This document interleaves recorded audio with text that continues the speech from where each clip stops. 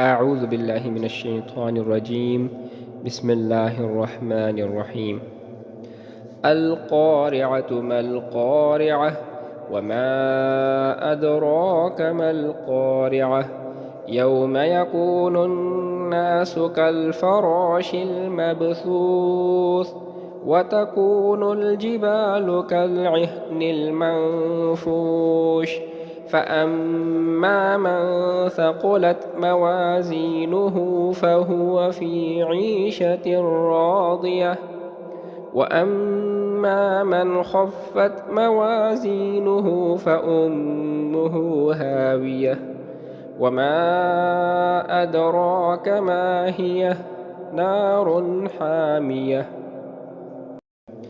القارعة ما القارعة وما أدراك ما القارعة يوم يكون الناس كالفراش المبثوث وتكون الجبال كالعهن المنفوش فأما من ثقلت موازينه فهو في عيشة راضية وأما من خفت موازينه فأمه هاوية وما أدراك ما هي نار حامية.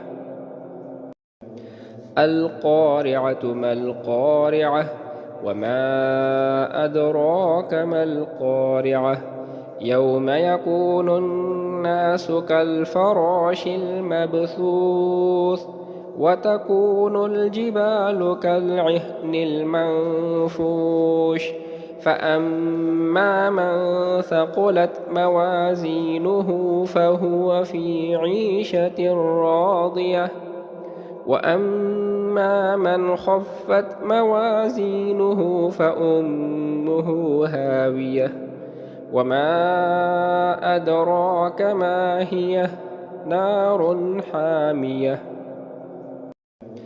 القارعة ما القارعة وما أدراك ما القارعة يوم يكون الناس كالفراش المبثوث وتكون الجبال كالعهن المنفوش فأما من ثقلت موازينه فهو في عيشة راضية وأما من خفت موازينه فأمه هاوية وما أدراك ما هي نار حامية.